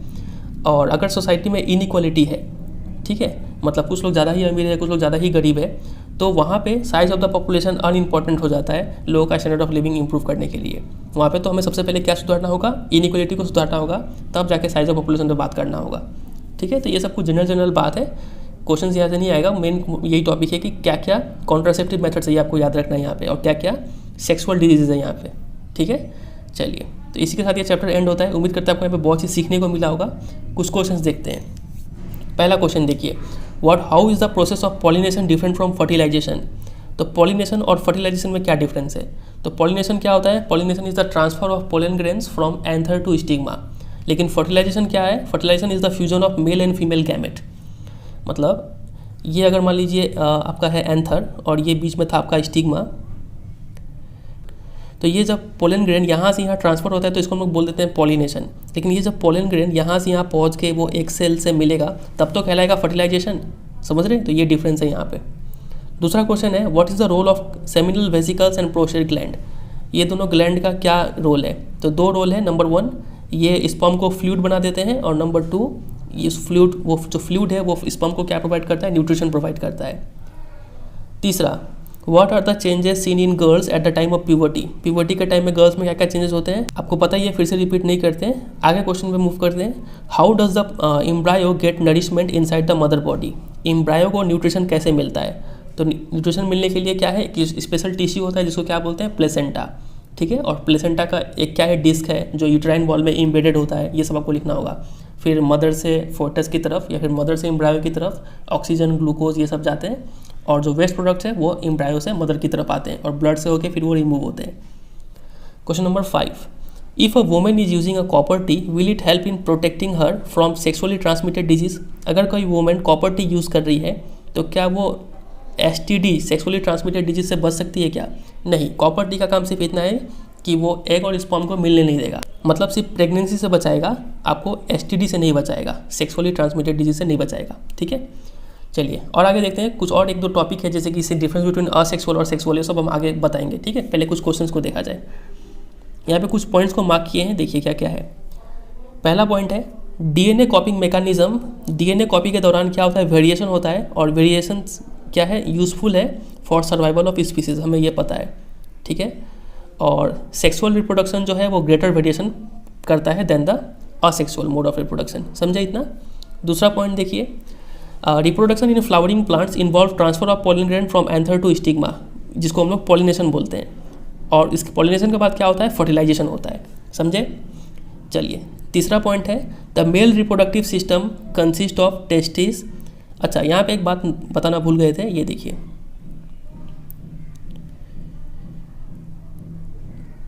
यहाँ पे आप एक चीज़ नोट करेंगे, ये देखिए यहाँ पे टेस्टिस का स्पेलिंग देखिए TESTIS लिखा हुआ है, और यहाँ पे टेस्टिस का स्पेलिंग देखिए TESTS लिखा हुआ है। तो किसको सही मानेंगे आप, तो दोनों ही सही है। डिफरेंस क्या है कि ये प्लूरल है और ये सिंगुलर है, ठीक है। तो कोई भी आप लिख सकते हैं।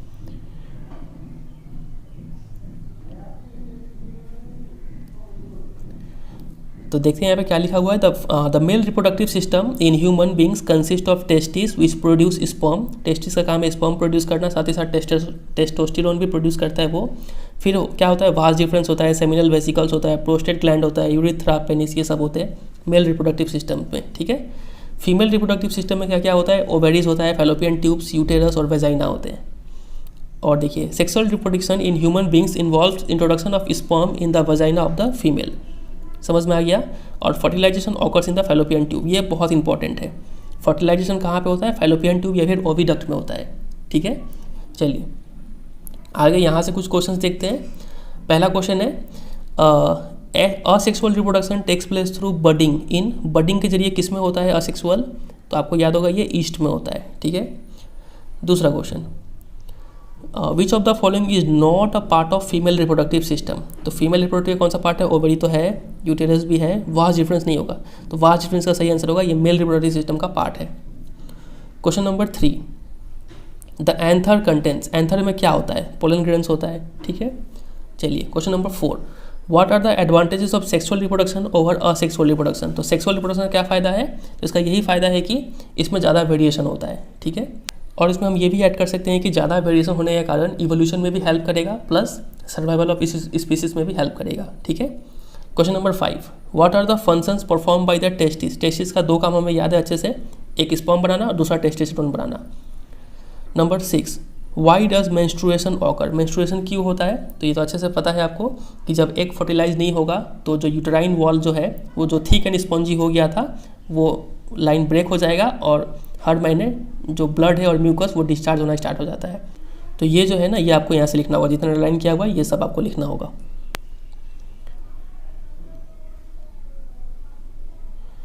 क्वेश्चन नंबर 7 पे आते हैं draw a level diagram of longitudinal section of a flower, तो लॉन्गिट्यूडनल सेक्शन ऑफ फ्लावर का डायग्राम बनाना है आपको, इजी है और डायग्राम क्या क्या प्रैक्टिस करना है अभी हम थोड़ी देर में बताने वाले हैं। Question number 8 what are the different methods of contraception, क्या क्या मेथड्स है, टोटल 4 टाइप के मेथड है, चारों को आप लिख लेंगे आराम से। Question number 9 how are the modes of reproduction different in unicellular and multicellular organism, तो देखिए एक तरफ है यूनिसेलुलर और एक तरफ है मल्टीसेलुलर, ठीक है। तो यूनिसेलुलर जो है वो मोस्टली कौन सा मोड ऑफ रिप्रोडक्शन फॉलो करते हैं, असेक्सुअल, और ये लोग जनरली कौन सा यूज़ करते हैं, सेक्सुअल रिप्रोडक्शन, ठीक है। दूसरा पॉइंट में लिखेंगे ये 1 था, दूसरा पॉइंट में लिखेंगे कि यहाँ पे जो है सिंगल इंडिविजुअल इन्वॉल्व होता है और यहाँ पे 2 इंडिविजुअल इन्वॉल्व होते हैं। तीसरे में लिखेंगे कि यहाँ पे गैमेट्स का कोई ज़रूरत नहीं पड़ता है, यहाँ पे गैमेट्स का ज़रूरत पड़ता है। और चौथे में लिखेंगे कि यहाँ पे कोई स्पेशल ऑर्गन्स नहीं चाहिए और यहाँ पे स्पेशल ऑर्गन्स चाहिए, जैसे कि पेनस हो गया, ठीक है, रिप्रोडक्टिव ओवेरी हो गया, ये सब चीज़ चाहिए। चलिए आगे मूव करते हैं। अगला क्वेश्चन है how does reproduction help in providing stability to population of species, reproduction कैसे हेल्प करता है सर्वाइवल ऑफ स्पीसीज में, तो आपको लिखना होगा रिप्रोडक्शन से क्या होता है, रिप्रोडक्शन के दौरान डीएनए कॉपी होता है, डीएनए कॉपी के लिए केमिकल रिएक्शंस का यूज़ किया जाता है, वो केमिकल रिएक्शंस एक्यूरेट नहीं होता है जिस वजह से वेरिएशन होता है और ये वेरिएशन हेल्प करता है सर्वाइवल ऑफ स्पीसीज में, ठीक है। और अगर ज़्यादा मार्क्स का क्वेश्चन आया तो आप उस बैक्टीरिया वाले एग्जाम्पल का दे सकते हैं, ठीक है। क्वेश्चन नंबर 11 देखिए what could be the reasons for adopting contraceptive methods, तो लोग कॉन्ट्रासेप्टिव मेथड का यूज़ क्यों करते हैं, तो बहुत सारे रीज़न हो सकता है। पहला रीज़न तो बोल सकते हैं कि टू प्रिवेंट अनवांटेड प्रेगनेंसी, दूसरा बोल सकते हैं to control population rise in और बर्थ रेट, ठीक है, पॉपुलेशन कंट्रोल करना चाहते हैं उसलिए प्रेगनेंसी नहीं होने देना चाहते हैं। तीसरा रीज़न हो जाएगा कि to prevent the transfer of STD, लोग सेक्सुअली ट्रांसमिटेड डिजीज से बचने के लिए भी जो कॉन्ट्रासेप्टिव मेथड का इसका यूज़ करते हैं, ठीक है। चलिए अब देखते हैं difference between asexual and sexual reproduction, काफ़ी बार ये आपके एग्जाम में पूछा जाता है। तो देखिए असेक्सुअल में पहला पॉइंट लिखेंगे कि no mixing of genetic material therefore no और लेस वेरिएशन इन ऑफस्प्रिंग, यहाँ पे थोड़ा कम वेरिएशन देखने को मिलता है क्योंकि यहाँ पे 2 जेनेटिक मटेरियल मिक्स नहीं होते हैं, मतलब 2 डीएनए यहाँ पे मिक्स नहीं होते हैं, और जबकि सेक्सुअल रिप्रोडक्शन में जेनेटिक मिक्सिंग होता है जिस वजह से इंक्रीज वेरिएशन देखने को मिलता है, ठीक है। दूसरा नो गैमेट्स आर फॉर्म्ड, और उसमें लिखेंगे गैमेट्स आर फॉर्म्ड, समझ में आ गया होगा। तीसरा नॉर्मली मोर ऑफस्प्रिंग, यहाँ पे ज़्यादा बच्चे पैदा होते हैं लेकिन सेक्सुअल रिप्रोडक्शन में फ्यूअर ऑफस्प्रिंग, कम बच्चे पैदा होते हैं। चौथा में लिखेंगे ओनली 1 पेरेंट इज इन्वॉल्व, और उसमें लिखेंगे usually 2 parents are involve, male and female. और पांचवा में असेक्सुअल में डालेंगे कि ये एक रैपिड प्रोसेस है ड्यूरिंग फेवरेबल कंडीशंस, और सेक्सुअल रिप्रोडक्शन ये काफ़ी स्लो प्रोसेस है, ठीक है। तो ये 5 पॉइंट का डिफरेंस आपको तैयार करना है। फिर आगे आप बात करें इसमें से डायग्राम कौन सा प्रैक्टिस करना है, तो इस पूरे चैप्टर में जितने भी डायग्राम है स्टार्टिंग से लेके, जैसे कि पहला डायग्राम हमें मिलता है एमीबा का फिजन, बाइनरी फिजन, ये डायग्राम हो गया। फिर लिशमेनिया का बाइनरी फिजन, ये डायग्राम हो गया। प्लस प्लाज्मोडियम का मल्टीपल फिजन, ये डायग्राम करना है आपको। फिर यहाँ पे रीजनरेशन दिखाया गया है प्लेनेरिया का, ये डायग्राम करना है। फिर बर्डिंग इन हाइड्रा, ये डायग्राम करना है। और फिर आगे देखिए यहाँ तक कि ये ब्रायोफाइलम का डायग्राम भी आपको प्रैक्टिस करके जाना है, और फिर ये स्पोर फॉर्मेशन का डायग्राम। ठीक है, आगे बढ़ते हैं सेक्सुअल रिप्रोडक्शन में लॉन्गिट्यूडिनल सेक्शन ऑफ फ्लावर, ये लिखा रहेगा तो ये डायग्राम बनाना है आपको। ठीक है, फिर germination of pollen on stigma, ये करना है आपको। फिर यहाँ पे आपका है जर्मिनेशन, ये डायग्राम करना है। फिर आगे मूव करते हैं, आगे यहाँ पे ये ह्यूमन मेल रिप्रोडक्टिव सिस्टम, ये डायग्राम बहुत इंपॉर्टेंट। एग्जाम में आपको ऐसा ही डायग्राम दे देंगे और यहाँ पे नाम नहीं लिखेंगे, 1 2 3 4 दे देंगे और पूछेंगे इसका नाम बताओ प्लस फंक्शन बताओ। ठीक है, जो यहाँ पे लिखा हुआ है, ऐसा कुछ क्वेश्चन आ सकता है। और यहाँ पे फीमेल रिप्रोडक्टिव सिस्टम, इसका भी डायग्राम प्लस लेबलिंग, ठीक है, करके जाना है। बस इतना डायग्राम आपको सारा प्रैक्टिस करके जाना है अच्छे से। तो यही है, फिर ये चैप्टर एंड होता है इसी के साथ। उम्मीद करता है आपको ये पूरा चैप्टर समझ में आया होगा और काफ़ी चीज़ सीखने को भी मिला होगा। वीडियो अच्छा लगा तो वीडियो को जरूर एक लाइक करना है, दोस्तों के साथ शेयर करना है, और चैनल पर नया तो चैनल को सब्सक्राइब भी कर लीजिएगा। ठीक है, चैनल पर बाकी इंग्लिश के वीडियोज़ है, साइंस के वीडियोज़ है, वो आप देखिए, आपको जरूर पसंद आएगा। और वीडियो में कोई भी अगर डाउट रह गया हो तो बेझिझक कमेंट सेक्शन में पूछिएगा, आपको वहाँ पर जवाब मिल जाएगा। ठीक है, चलिए फिर एंड करते हैं, मिलते हैं बहुत जल्द किसी और चैप्टर के साथ। तब तक के लिए goodbye and take care.